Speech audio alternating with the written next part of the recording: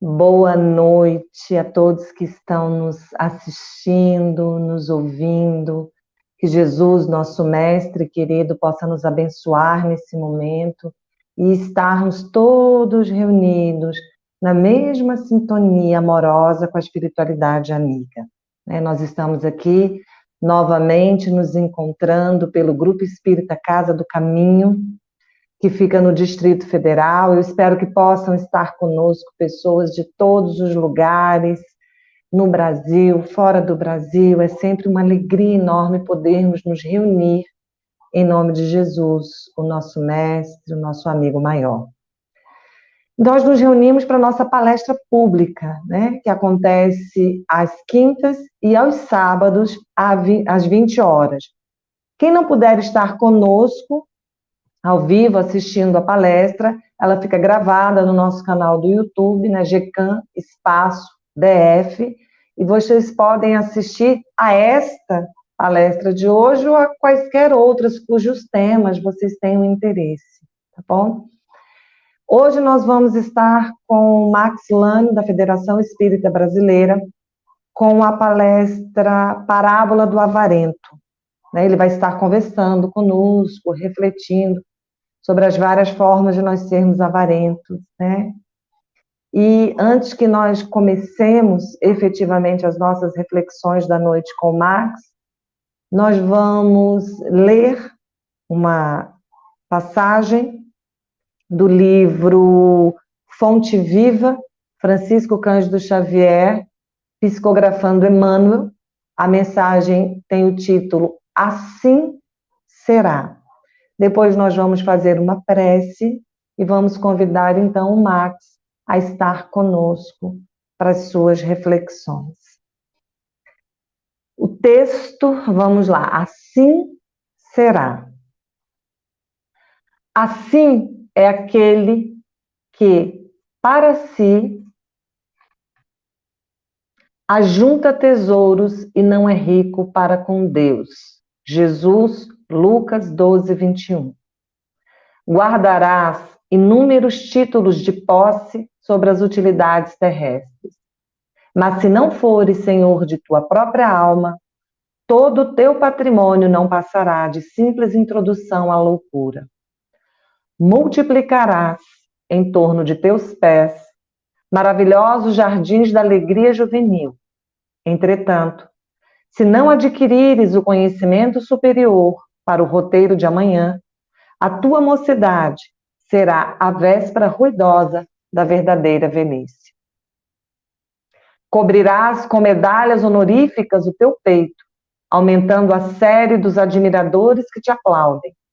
Mas se a luz da reta consciência não te banhar o coração, assemelhar-te-ás a um cofre de trevas enfeitado por fora e vazio por dentro. Amontoará riquezas e apetrechos de conforto para a tua casa terrena, imprimindo-lhe perfil dominante e revestindo-a de esplendores artísticos. Contudo, se não possuíres, na intimidade do lar, a harmonia que sustenta a felicidade de viver, o teu domicílio será tão somente um mausoléu adornado. Empilharás moedas de ouro e prata, à sombra das quais falarás com autoridade e influência aos ouvidos do próximo. Todavia, se os teus haveres não se dilatarem em forma de socorro e trabalho, estímulo e educação em favor dos semelhantes, serás apenas um viajor descuidado num rumo de pavorosas desilusões.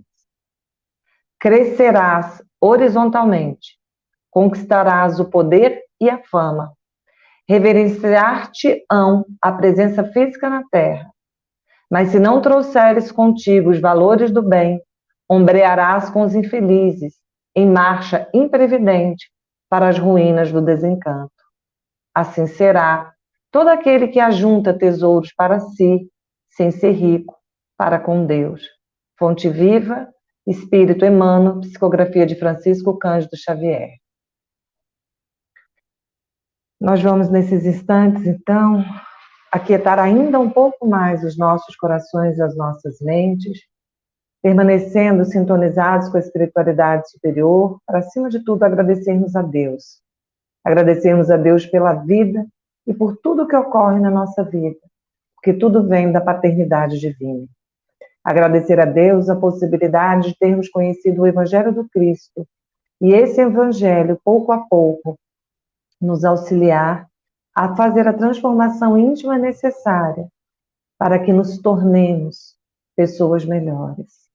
Agradecer a Deus pela oportunidade de estarmos reunidos em Teu nome, vibrando todos na mesma sintonia de amor e pedindo à espiritualidade amiga que se utilize de nós, conforme as nossas possibilidades, para realizar o bem que seja necessário. Tenhamos a consciência de que nesses instantes faz-se luz aonde quer que estejamos, reunidos em nome de Jesus. E que essa luz possa aquecer os nossos corações, hoje e sempre. Peçamos a espiritualidade amiga para abençoar o nosso irmão, influenciando-o positivamente, para que as suas reflexões possam calar fundo nos nossos corações. Reflexões que temos certeza foram preparadas com todo carinho, com todo respeito, porque falam do Evangelho do Cristo aos nossos corações. Que a paz de Jesus esteja conosco, hoje e sempre. Que assim seja. Nós estamos recebendo nosso amigo Max Lane, da Federação Espírita Brasileira. Muito boa noite, Max. Obrigada por estar conosco. Viu? Boa noite, Renata. Boa noite, amigas e amigos. Nós é que agradecemos pela oportunidade ímpar de aqui de estarmos para falar de temas tão elevados que são os temas do Evangelho. Muito obrigado. Nós agradecemos e agora vamos deixar o Max com vocês para falar sobre a parábola do avarento. Deus o abençoe, viu, Max? Muito obrigado, Renata. Então, pessoal, essa parábola é uma parábola que exige de nós um estudo aprofundado. E nós vamos nos orientar no Evangelho segundo o Espiritismo, de onde estão as fontes que nos importa examinar com cuidado, para que possamos, então, ter extraído de lá aquilo que realmente nos interessa. Para aqueles que desejarem e quiserem depois, esse tema está no capítulo 16 e se intitula Não se pode servir a Deus e a Mamon. E o item que nós vamos tratar chama-se Preservar-se da Avareza. Nós pedimos licença para transcrever integralmente a passagem para que nós possamos explorá-la com o cuidado que precisamos. Diz assim Jesus, anotado por Lucas, no capítulo 12.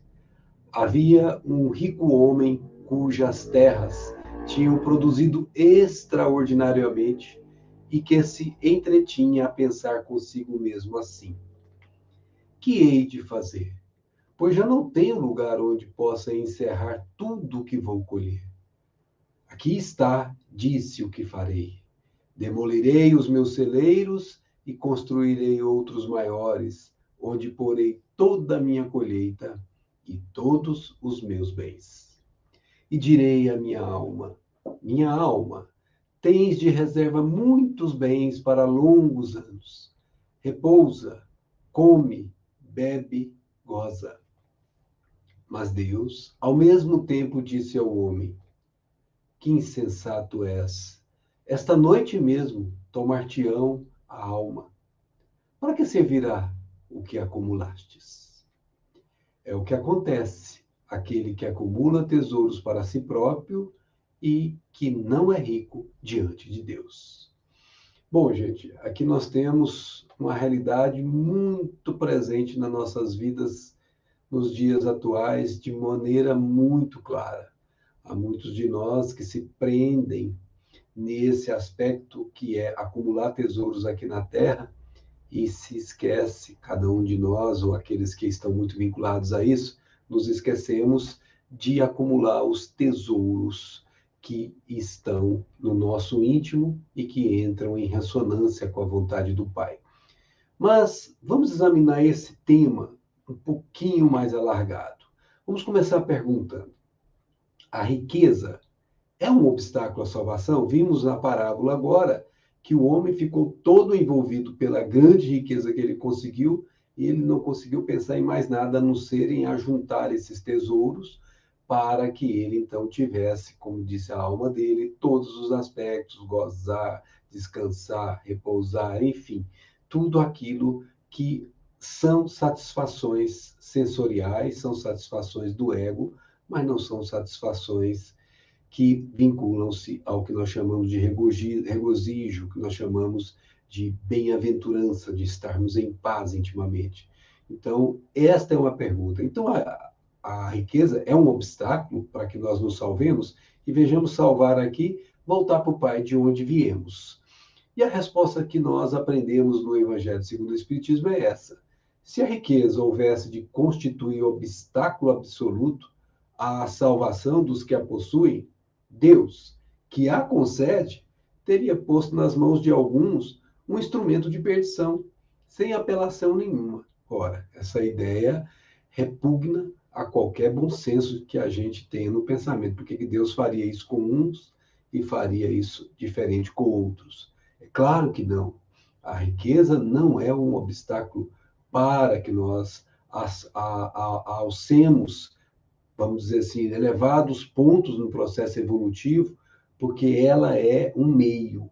E nós temos que tomar cuidado, porque muitas pessoas ao longo de vários séculos passados abandonavam toda a riqueza para viver na extrema pobreza, mas abandonavam a riqueza material, mas não abandonava aqueles hábitos que ainda eram os hábitos que, infelizmente, não conduzem a Deus. Então, não é aspecto externo que vai pesar, mas não tenhamos dúvida. Quem possui a riqueza, que já está com ela há algum tempo, que já tem todos os beneplácitos que a riqueza pode comprar, torna-se uma pessoa que tem muita dificuldade para abandonar essa condição de tanta facilidade aqui na Terra. E aí nós vamos perguntar: a riqueza é uma prova difícil? Nós acabamos de falar, a pessoa se apega. Ora, sem dúvida que é. Por quê? Exatamente por isso, pelos arrastamentos a que essa riqueza proporciona, as tentações que gera e pela fascinação que exerce. Lembra da parábola que o homem tinha muita riqueza, ele ficou fascinado com tanta riqueza. Por isso, sim, a riqueza constitui uma prova muito arriscada. E dependendo da nossa realidade evolutiva, mais perigosa do que a própria miséria, nas condições da maioria de nós aqui na Terra, de expiações e provas. Então, vejamos, não tem jeito de falar que não é difícil. É difícil. É porque causa todas as facilidades em que a pessoa pode se envolver. Mas por que essa riqueza é uma prova tão difícil assim? E isso, como dissemos, está vinculado àqueles aspectos da intimidade. Podemos dar tudo de fora e guardar de dentro o orgulho e o egoísmo e buscar atender à vida sensual, à vida de prazeres mundanos. Enfim, o dinheiro, o bem material, é um supremo excitante. Ele provoca o desejo, e a pessoa, quando está com esse poder, se ela não estiver preparada evolutivamente, ela, na maioria das vezes, cai nessa prova, não consegue vencê-la. Porque ainda a riqueza é o laço mais forte que prende o homem à terra e lhe desvia do céu os pensamentos. Então, aquele que tem muito dinheiro costuma buscar satisfazer todos os seus prazeres, fazer todas as coisas que o dinheiro possa comprar. E pouquíssimas vezes esse tipo de pessoa ele vai se preocupar com o outro. Ele então deixa de se preocupar com o outro, ele deixa de se preocupar com Deus e dificilmente você o verá endereçando pensamentos em prece ao Pai.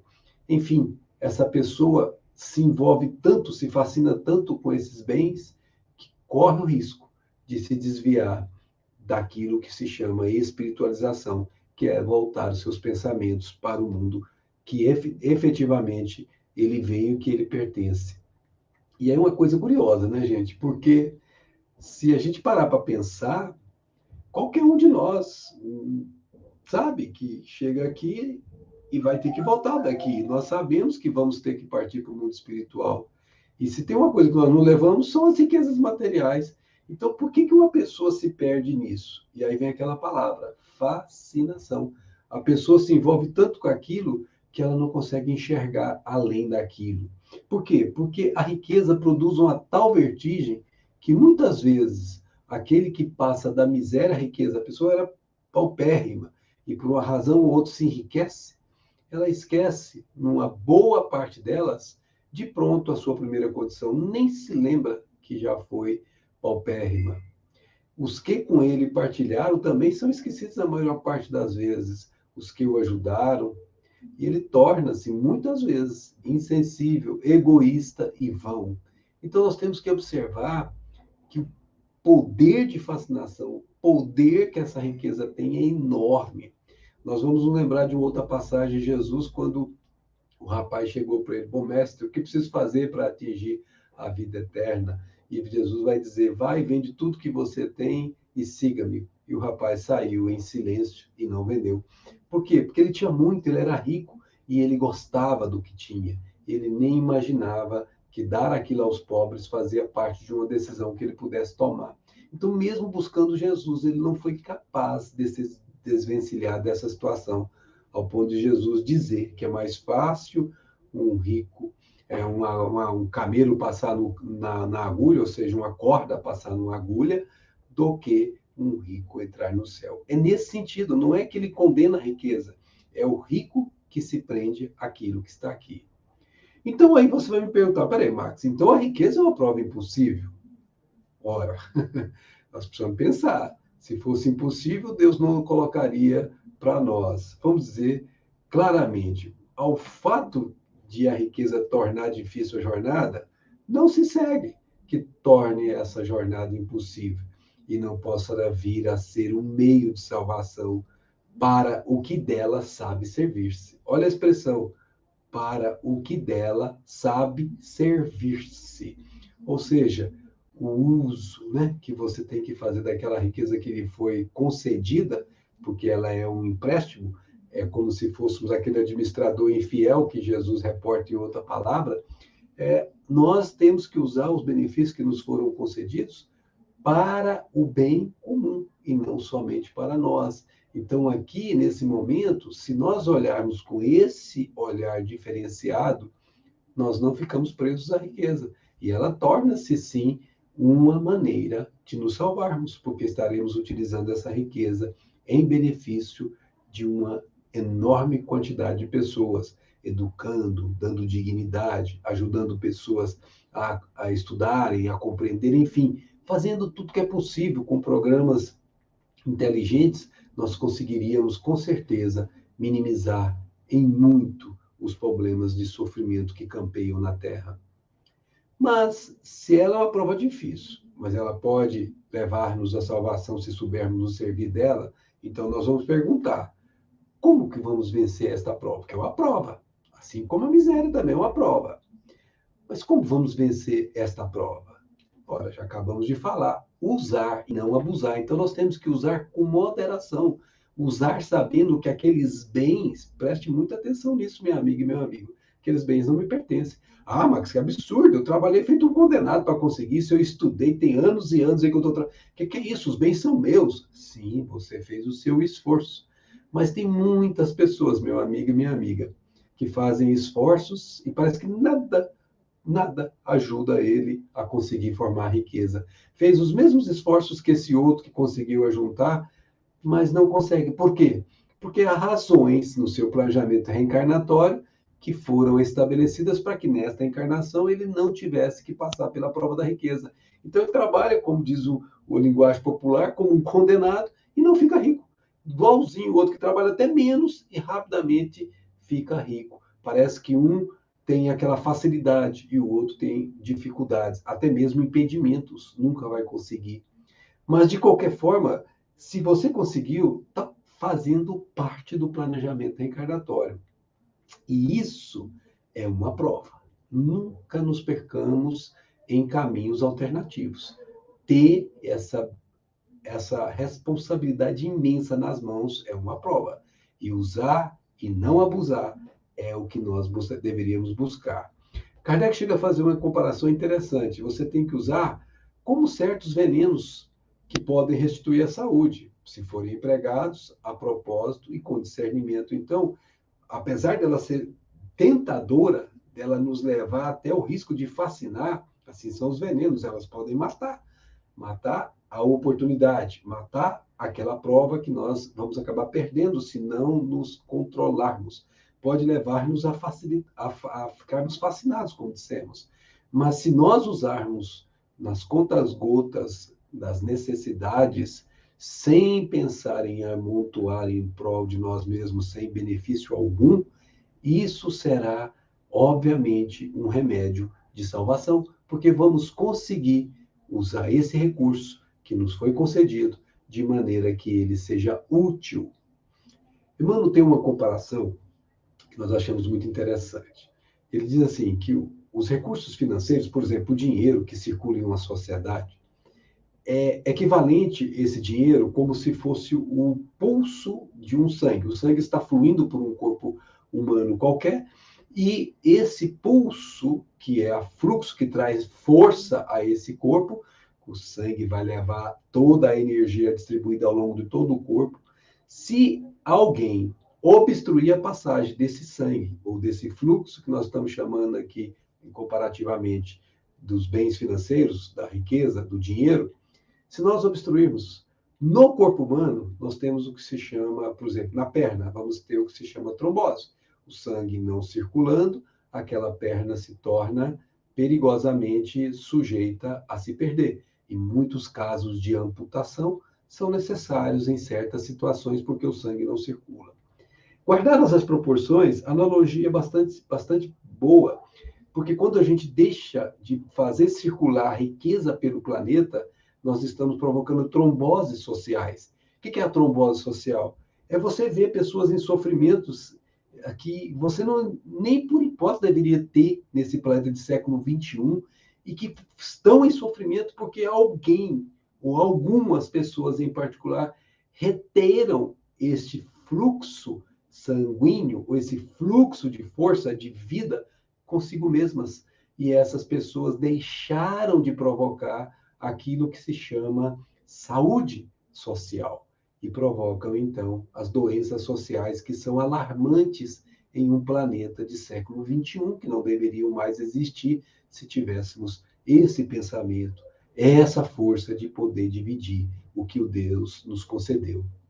Então, minha amiga e meu amigo, a riqueza é realmente uma fonte de salvação, porque se aquele que a detém souber fazer isso, ele mesmo é o primeiro a se salvar. Mas você falou em uso e abuso, Max. Qual que é o principal problema no uso da riqueza? E esse, gente, é muito forte. É o apego aos bens terrenos.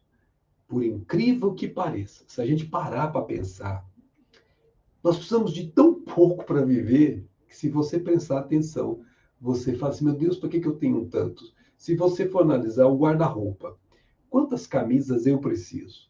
Quantas calças eu preciso? Quantos sapatos eu preciso? Vejamos que essas coisas que são básicas, que nós estamos trazendo aqui como exemplo, elas servem de referência para os nossos raciocínios. Por que acumular 45 camisas se eu uso 4, 5 por semana e dá tempo de lavar e fazer aquele uso alternado? Ok, eu tenho que diversificar, tá bom, tenho um pouco mais, mas não preciso de muito, gente. É isso que eu quero chamar a atenção aqui no raciocínio que nós estamos fazendo. Porque quando tem aquela camisa que eu não dou para ninguém, eu estou apegado a ela. Eu estou fazendo um exemplo aqui bem simplório para poder trazer essa realidade, como eu estou apegado a coisas maiores que eu não compartilho com ninguém. Esse é o problema que nós chamamos aqui para reflexão. O problema de se apegar aos bens terrenos é que dificulta o uso dessa bendita, que é aquela bendita riqueza que Deus concede a nós. E é importante que nós consigamos enxergar isso, porque é um bem que passa de mãos em mãos. Preste atenção nisso.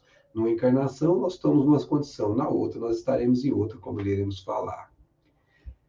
Mas, como dissemos, pode provocar uma trombose social.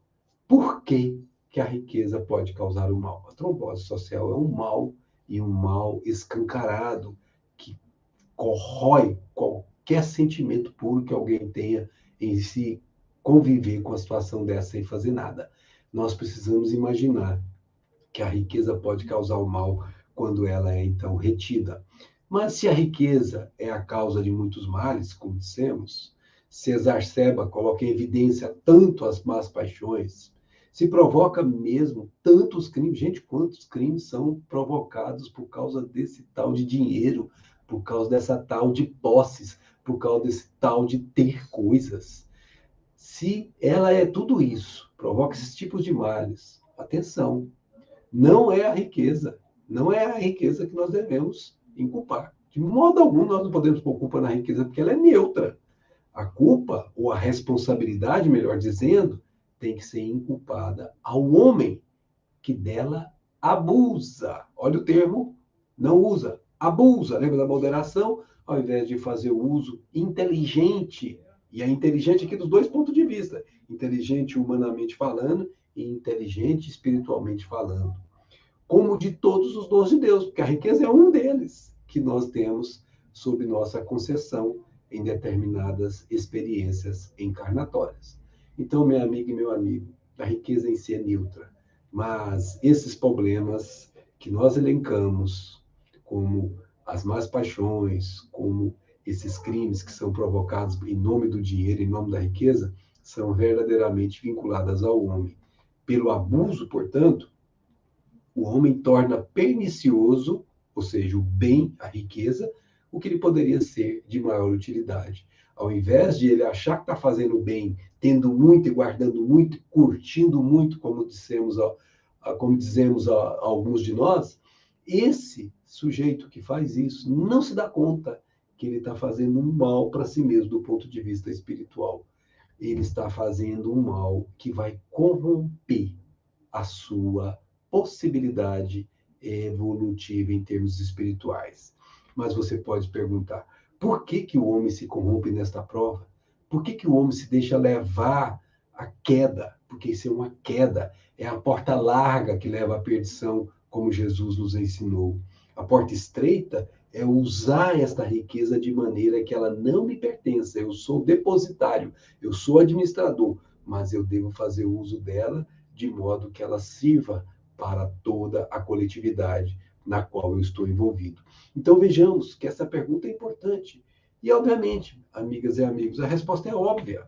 É a consequência do estado de inferioridade do mundo terrestre. Então, assim, você fala assim, Max, é alarmante ver isso. É alarmante ver isso.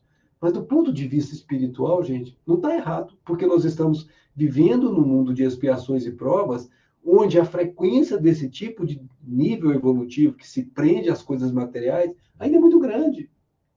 Mas então você está concordando com isso? Atenção, não é concordando.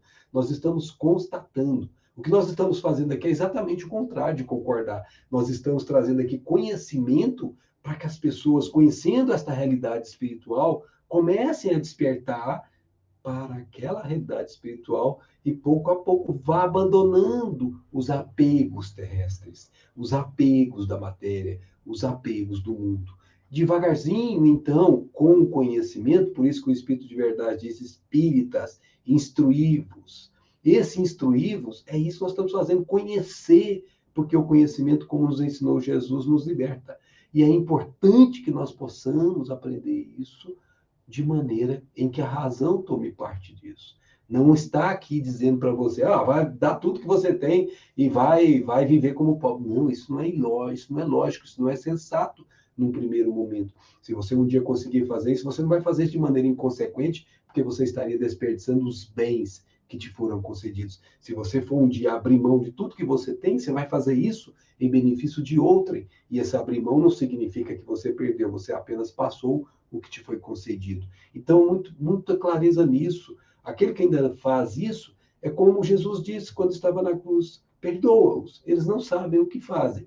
Mas aquele que já sabe de tudo isso que nós estamos conversando e faz, lembre-se de Jesus: a quem muito é dado, muito será pedido. Então, esse já tem parcela de responsabilidade alarmante, porque ele sabe que deveria dividir, que deveria compartilhar, que deveria usar esse bem como movimento de crescimento de uma coletividade. E se assim não procedeu, torna-se mais responsável. Por isso, compete ao homem fazer a riqueza produzir o bem. Compete. Quem a tem esse dever. É por isso que é pesada. É uma prova custosa que tem nas costas de quem a tem.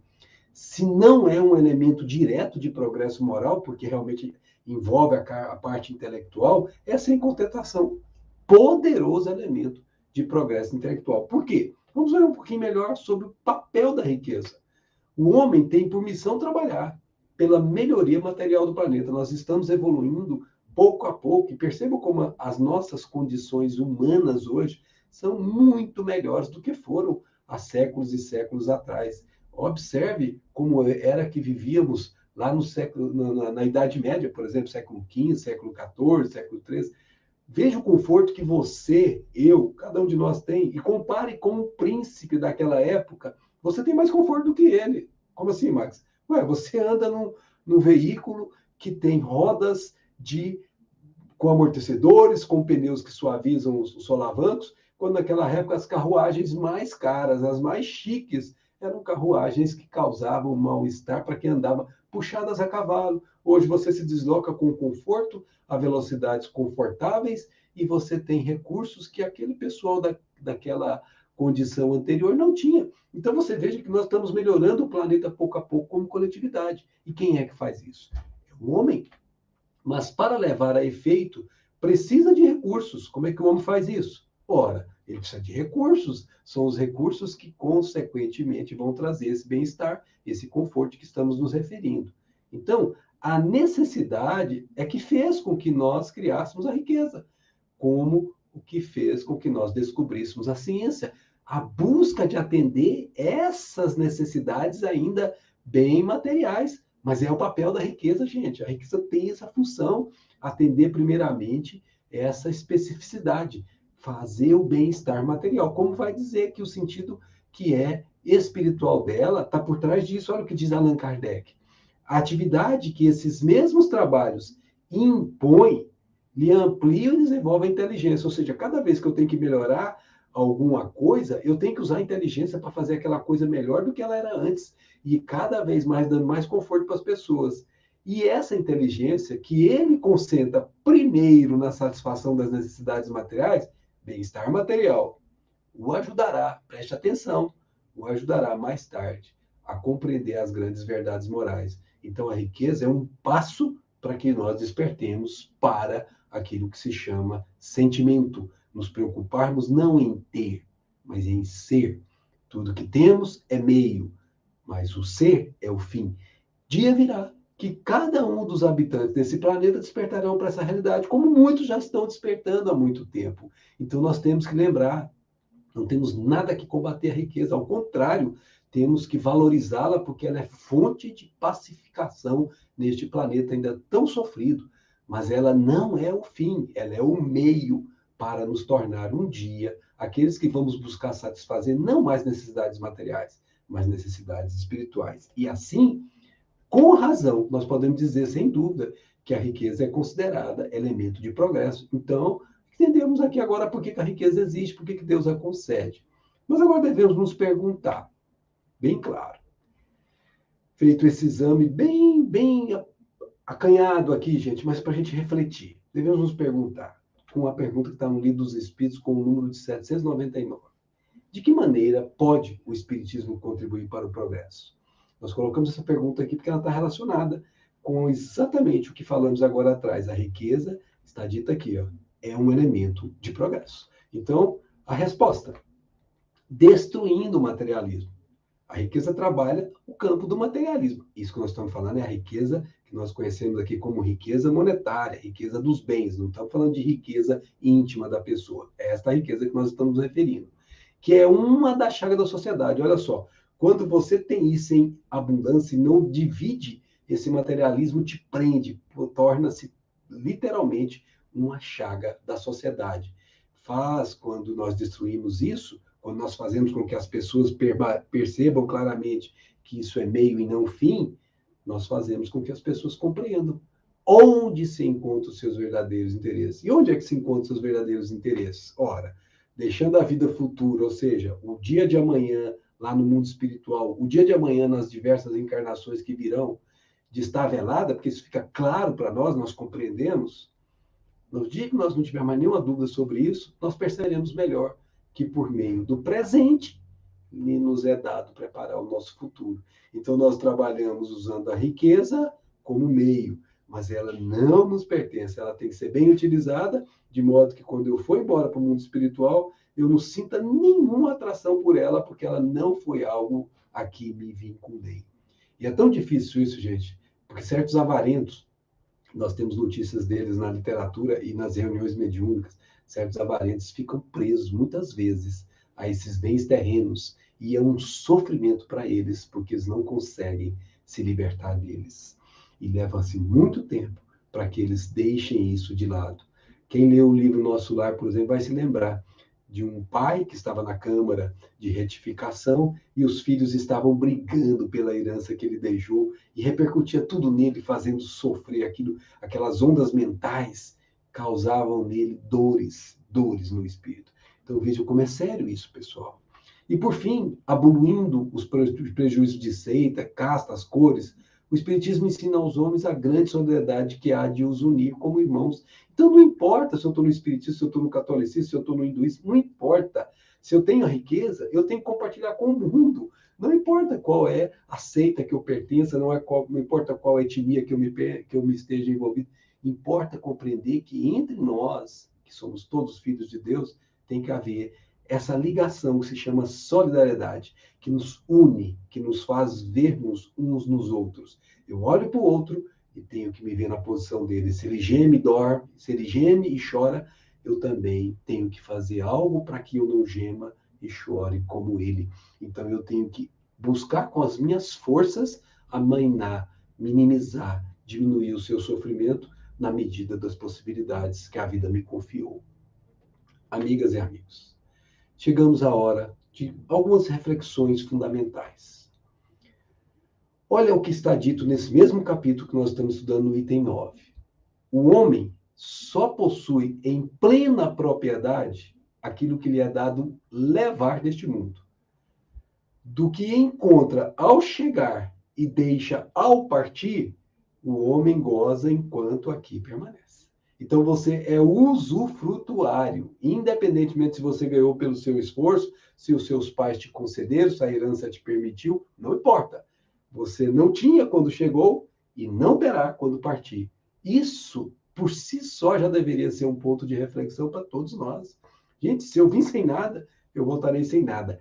Sem nada, entre aspas. Olha o que ele disse, que lhe é dado levar deste mundo. O que eu levo? O que eu guardei aqui, no meu coração, no meu sentimento, e o que eu guardei aqui no meu intelecto.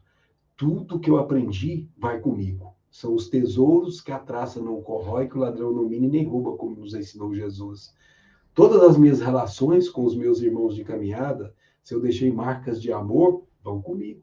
Mas se eu deixei marcas de rancor, de ódio, de aversão, também vão comigo. Então eu carrego comigo o que exatamente eu estou construindo em mim. E isso não tem a ver com o dinheiro que eu possua. A pobreza é para os que a sofrem a prova da paciência e da resignação. Agora, olha a riqueza. A riqueza é para os outros a prova da caridade e da abnegação. Então, aqueles que são os mais ricos, com o processo evolutivo, serão os mais caridosos e abnegados com relação ao que eles podem auxiliar esse mundo que nós vivemos. Então, minha amiga e meu amigo, não importa em qual prova você passou. Se você está passando pela prova da pobreza, lembre-se, você está sendo convidado a desenvolver paciência, a desenvolver resignação. Você não pode mudar alguma coisa e você precisa aceitar. Mesmo que você não goste daquela situação que você está envolvido. Isso é uma resignação. Você fez todo o seu esforço. É uma virtude ativa, você não está passivo. Mas na medida que você percebeu que você não consegue mudar o status quo daquela situação, você precisa se resignar. Ou seja, aceitar o que o Pai está aí impondo como prova para o seu crescimento, para o nosso crescimento.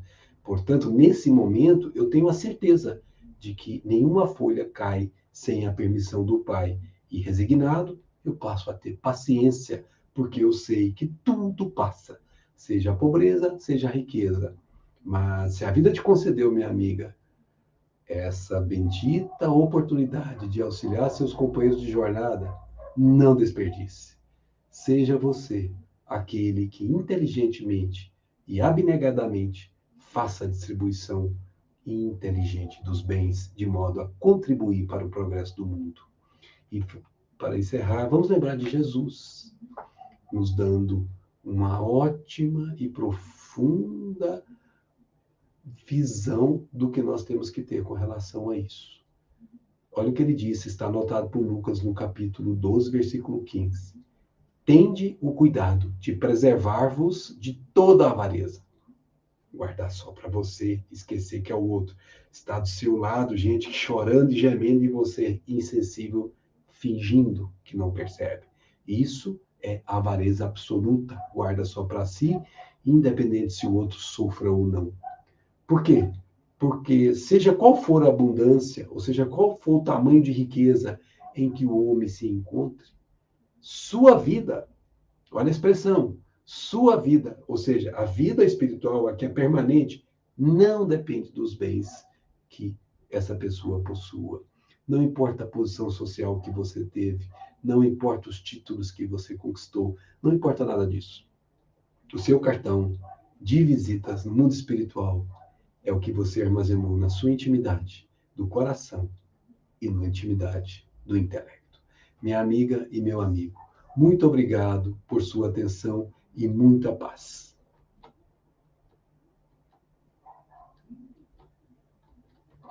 Ô, meu querido, nós que te agradecemos, viu? Agradecemos mais uma vez o seu carinho por estar conosco, as reflexões, né, que nos levam a pensar de fato o que a gente tem feito com tudo, né?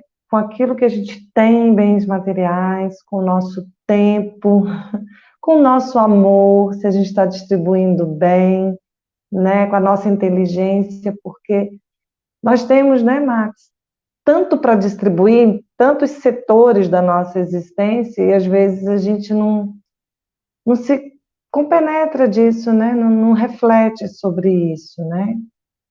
Principalmente nossas horas vazias. Eu sou uma pessoa que vive com a consciência culpada, porque são muitas horas vazias, né? E que a gente podia estar doando do nosso tempo. Sem dúvida, essa riqueza, Renata, que você chama a atenção, essa qualquer um de nós é portador, né? Posso não ter a riqueza de bens materiais, mas a riqueza, um pouquinho que eu saiba mais do que um que sabe menos do que eu, é uma riqueza que eu preciso compartilhar, como você falou, né? O meu tempo, se eu tenho ele disponível hoje e alguém não tem, eu posso contribuir para que esse alguém receba aquele tempo que possa suprir uma necessidade dele. Enfim, são tantos meios, tantas riquezas íntimas que cada um de nós possui, que realmente, como você disse, precisamos refletir o que estamos fazendo com esses tesouros que nos foram concedidos, esses talentos, como Jesus utilizou na sua parábola, né? Uma vez perguntaram para Chico, e Chico fazia sempre a oportunidade de nos ensinar nos pequenos comentários. Perguntaram, Chico, qual era o seu maior temor ao desencarnar? E ele falou assim, ah, meu filho, eu morro de medo do tempo que eu desperdicei. Meu Deus!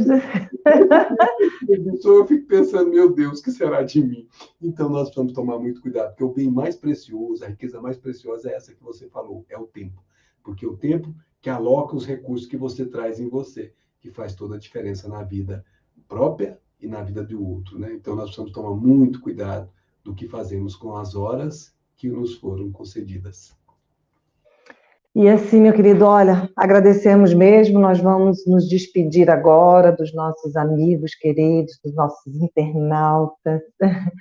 Lembrando que os nossos encontros são sábado e quinta-feira, sempre às 20 horas, no GCAM Espaço DF, que é o nosso canal no YouTube, né? É o nosso site oficial no YouTube. Estamos lá, palestra do Marx, as reflexões do Marx para nós em torno do Evangelho à luz da doutrina espírita estarão lá. Vai estar gravada. Quem não pôde estar conosco está convidado a vir ao canal. Nós temos muitas outras palestras já gravadas também, né? Nós vamos, nesse instante, Marcos, fazer uma prece para que a gente possa nos despedir e agradecer a Deus por esse momento tão rico que é, né, esse nosso encontro 2 vezes por semana. Bom? E assim, Senhor, agradecidos que somos sempre, eternamente agradecidos, Pai. Possamos materializar esta gratidão no convite que nos fez o nosso amigo hoje, para que disponhamos de tudo aquilo que temos, favorecendo aqueles que têm menos do que nós.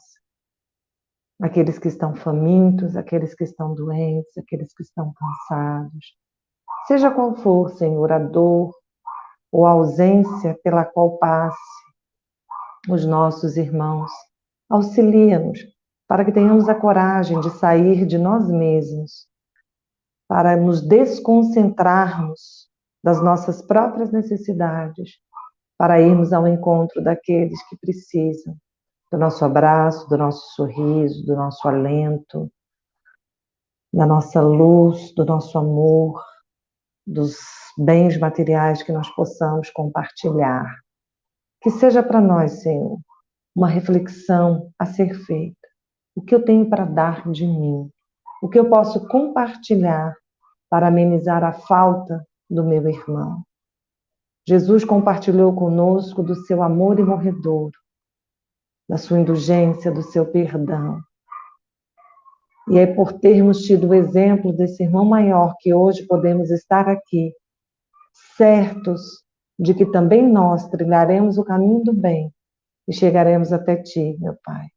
Então, graças te damos, graças damos ao nosso irmão maior e à espiritualidade amiga, que são os Teus braços a nos afagarem, Senhor, todas as vezes que necessitamos de apoio e de sustentação na nossa vida.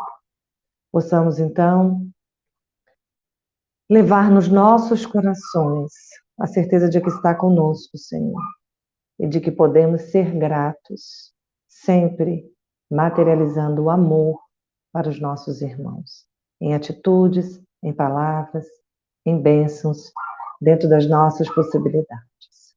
E por isso somos ricos, somos imensamente ricos, meu Pai, porque o Senhor nos provê de tudo que necessitamos. Fica conosco, que a Tua paz possa iluminar os nossos dias, que Teu amor possa nos aquecer os corações hoje e sempre. Que assim seja, graças a Deus. Meu querido, fique com Deus. A todos vocês, um beijo no coração e até a próxima.